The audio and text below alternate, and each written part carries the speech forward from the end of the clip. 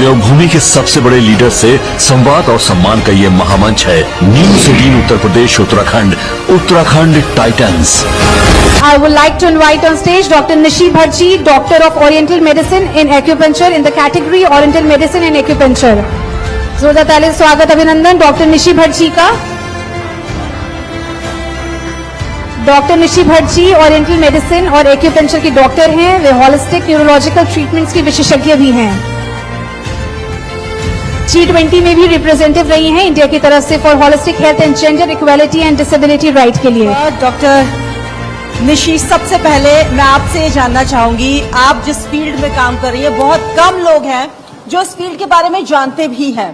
कैसे आप उनको उसको डिस्क्राइब करेंगी कि चाइल्ड की मेंटल ब्रेन हेल्थ उस पर आप काम कर रही हैं, और ये एक ऐसा ट्रॉमा है जिसको हर कोई आसानी से नहीं समझ सकता। आप थोड़ा सा डिस्क्राइब कीजिए अपनी फील्ड के बारे में। चाइल्ड ट्रॉमा बहुत बड़ा एक फील्ड है, पर जहां पे मैंने देखा है कि बहुत कम अटेंशन जाता है। जैसे जैसे सेंचुरीज आगे हम जाएंगे तो बच्चे को छुपाया जाता था। जिनको ब्रेन ट्रॉमा होता था तो कभी कभी एक कमरे के अंदर ही उसकी पूरी जिंदगी निकल जाती थी। ऐसे बच्चों की मैं बात कर रही हूं, जहां पे एक जन्म लेते ही उस बच्चे को हैमरेज हो जाता है या सीजर्स आता है, जिसको हम फिट्स कहते हैं या झटका कहते हैं, और उसकी वजह से ब्रेन के अंदर जो केमिकल्स हैं वो इम्बैलेंस होने की वजह से, और दूसरी चीज है कि जहां पे सेल्स डेड हो जाते हैं। अभी तक ये मानना था कि सेल्स, ब्रेन के जो सेल्स होते हैं वो कभी रीजनरेट नहीं होते हैं, पर अगेन न्यूरोसाइंस और जैसे जैसे साइंस और आगे बढ़ता जा रहा है वैसे वैसे ये साइंटिफिकली भी प्रूव हो गया है कि ब्रेन सेल्स जो हैं वो रिजुविनेट होते हैं। मे बी कुछ ऐसे हैं जो एक दो ब्रेन सेल ऐसे होंगे कि जो एक बार जो नष्ट हो जाते हैं तो वो कभी भी वापस रीजनरेट नहीं होते, पर majority of them can be regenerated. But unfortunately India and internationally भी, because I am born and brought up in London, तो मैंने देखा है कि उसके अंदर जो नेचुरल ट्रीटमेंट्स है, जैसे ओरिएंटल मेडिसिन हैं, जैसे आयुर्वेदा है, जैसे बहुत सारे ऐसे नेचुरल ट्रीटमेंट्स जो होते हैं, इसके अंदर ब्रेन के अंदर जो ट्रीटमेंट्स आती है उसमें 110% चेंज आता ही आता है।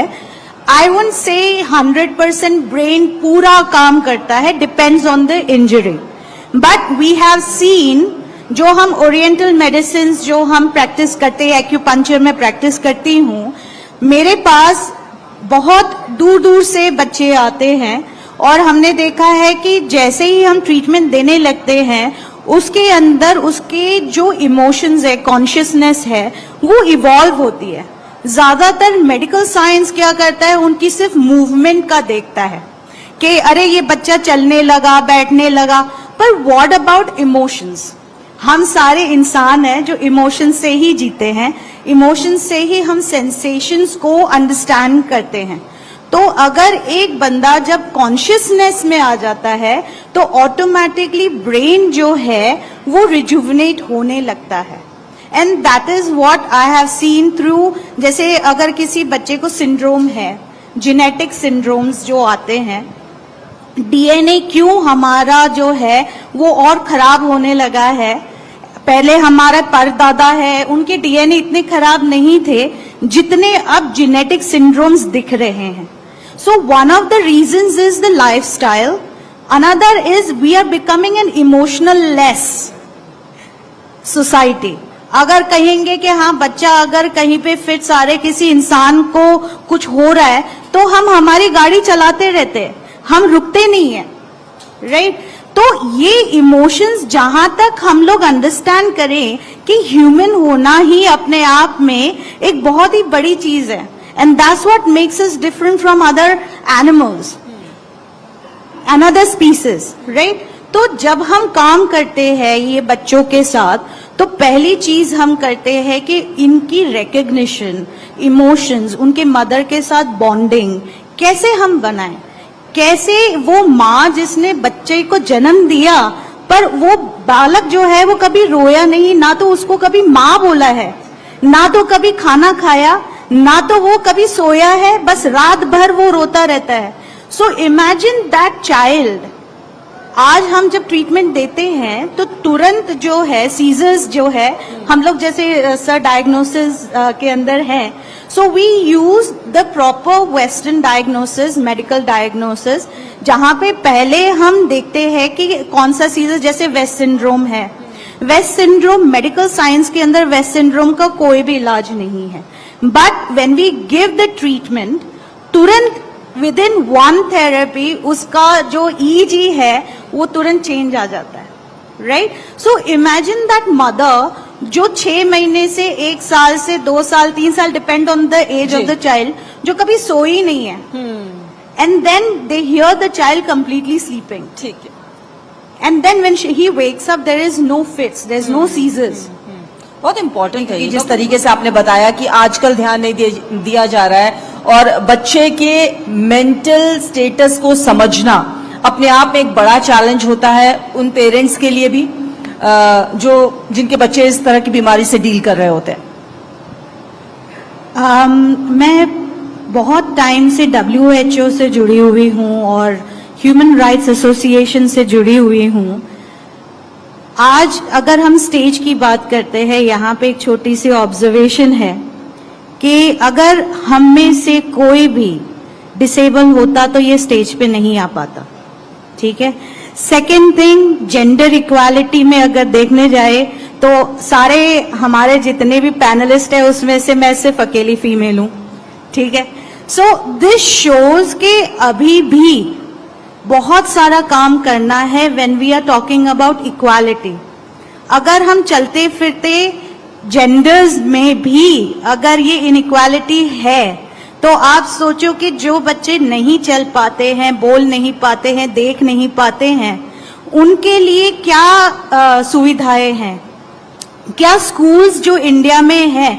हमारा सबसे ज्यादा पॉपुलेशन जो है वो भारत का है, और ये पॉपुलेशन सिर्फ चलते फिरते लोगों के लिए नहीं है. आप देखना आते हुए समय में जो ब्रेन हेल्थ है वो सबसे ज्यादा डिटोरिएट होने वाला है.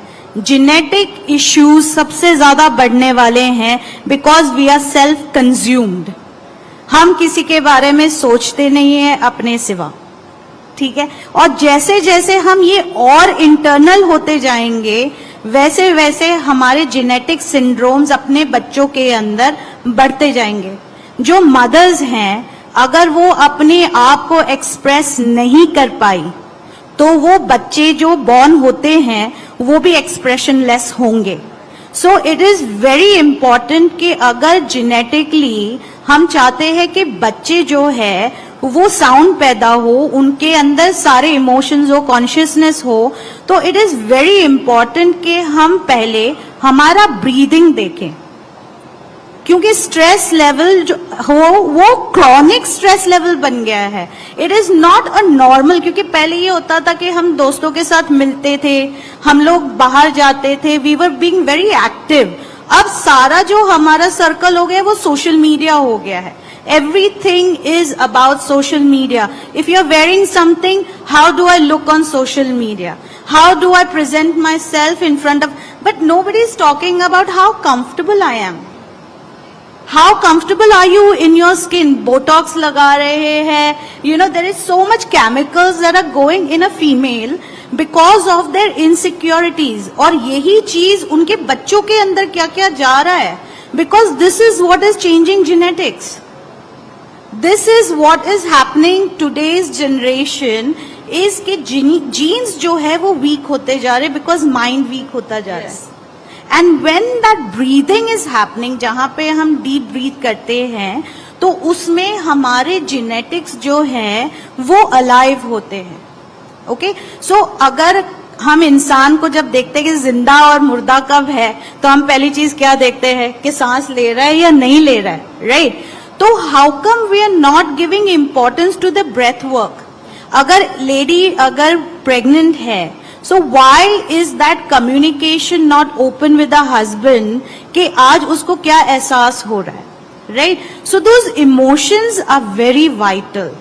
जो इमोशंस वो लेडी फील कर रही है, it is the hormones which are speaking at that very moment of time, कि जो वो बच्चा एहसास जो है वो अपनी बॉडी में स्टोर करेगा, right? So when that child is storing that trauma, कि जहां पे माँ अपने आप को एक्सप्रेस नहीं कर पाई, राइट, और there is nobody to listen to that mother, so what happens is that internalise होता है वो pain, and then that is stored in the brain and it is stored in your DNA and genetics, and that's how हमारे genes धीरे धीरे धीरे धीरे आप देखो तो बहुत ही वीक होते जाते हैं. जहां पे हम लोग अगर बड़े बड़े एग्जाम्पल्स देते हैं, छत्रपति शिवाजी का देते हैं, जो भी हम लोग एक लेजेंड्स देखते हैं वो सारे 7 फुट के थे. आज अगर हम देखें हमारे सारे हीरोज जो है 5 फुट 6 फुट से ऊपर हो नहीं रहे unless they take hormones, right? So this is where the problem is coming. Our genetics are in depression. Okay. And this is where I request every mother and every father जो भी plan कर रहा है बच्चे के लेके, please check your genes. Genes report, genetic report please एक दूसरे के साथ मैच करिए, क्योंकि सबसे ज्यादा प्रॉब्लम आ रही है बच्चों के अंदर कि वो जेनेटिक जो इश्यूज हैं वो बाद में पता चलता है. So before you get married to somebody, please check your genetic reports with each other, and that is the new horoscope matching मैं कहूंगी. आपने एक ऐसा टॉपिक छेड़ा जिसके बारे में शायद हर पेरेंट, कोई भी पेरेंट होगा वो इस बारे में बात करना चाहेगा. और आपने जैसे बताया कि न्यूक्लियर फैमिलीज हो गई हैं, खुलकर बात नहीं की जाती है, और बहुत सारे रीजन होते हैं जिस वजह से इस तरह के ट्रॉमा हम सब फेस करते हैं. आप मुझे ये समझाइए बहुत शॉर्ट में कि कैसे पेरेंट्स के लिए जो एक लास्ट मैसेज है वो इन सब चीजों से डील कर सके. See, one thing I said very clearly कि अगर आप मैरिज का प्रपोजल ले रहे हैं किसी का, तो डेफिनेटली जेनेटिक रिपोर्ट चेक करिए एक दूसरे का मैच करके. I know it is not something which is traditional, but अगर हेल्दी बच्चा चाहिए तो अब जेनेटिक्स, क्योंकि इतना ज्यादा जीन्स डिटोरिएट हो रहा है कि अब इम्पोर्टेंट हो गया है कि जेनेटिक रिपोर्ट आप मैच करिए, ठीक है? So there is no doubt first of all. Second, what you need to take care is कि जो मदर्स के इमोशंस हैं उसको हम किस तरीके से हैंडल करें. Teach main how to handle women's emotions, not to say discard it कि हाँ यार ये तो अभी प्रेग्नेंट है, इमोशनल है, चलो हम लोग अवॉइड करते हैं, we won't talk to the wife. You know, that is generally the perception of a man when a woman is pregnant. But वो ये नहीं सोचते हैं कि जो आने वाला बच्चा है वो मेरा है और हम दोनों का है और हमें आगे उसका ध्यान रखना है. सो द मदर जो प्रोजीन है वो अगर हेल्दी है, इमोशनली हेल्दी है, मेंटली हेल्दी है, तो आपका बच्चा जो आने वाला, भले लड़की हो लड़का हो, डजंट मैटर, हेल्दी होना चाहिए. और इमोशनली हेल्दी होना, तो इसी वजह से जैसे हम सर की बात करते हैं कि ड्रग्स जो बढ़ रहा है, जेनेटिक इश्यूज बढ़ रहे हैं. क्यों बढ़ रहे हैं? Why does the child have to go to a drug person? वो इतनी इजीली ड्रग्स को एक्सेप्ट कैसे कर रहा है, जबकि इंडियन हाउस होल्ड के अंदर ड्रग्स तो हमेशा कहते हैं कि नहीं लेना चाहिए. तो ये बच्चे छुप के क्यों कर रहे हैं? तो कहीं ना कहीं they are not able to express themselves emotionally. तो ये बात मैं आई थिंक डायग्नोसिस के अंदर भी मैं कहूंगी कि सर जैसे इन्होंने बोला कि हर ऑल्टरनेट डेज पे दे आर गेटिंग फीटस जहां पे जेनेटिक इश्यूज हैं. So please take care of your breathing. मैं बार बार कहती हूँ कि जहां पे हमारे मंत्र है, ठीक है, जहां पे ब्रीदिंग है, ओमकार है, ये सारी चीजें बनाई इसीलिए गई थी ताकि हम लोग जो हमारे लिवर, हमारा किडनी, हमारा हार्ट, हमारा brain, they all have a rhythm of their own.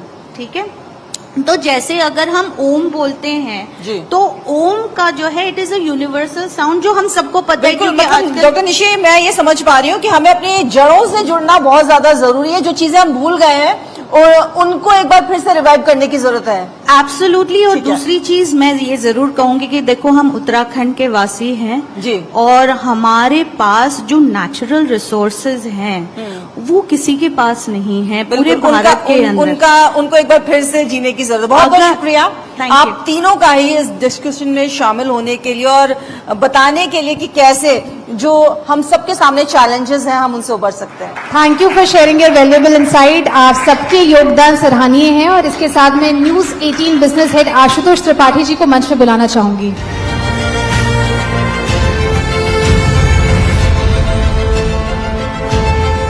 Thank you all the panelist.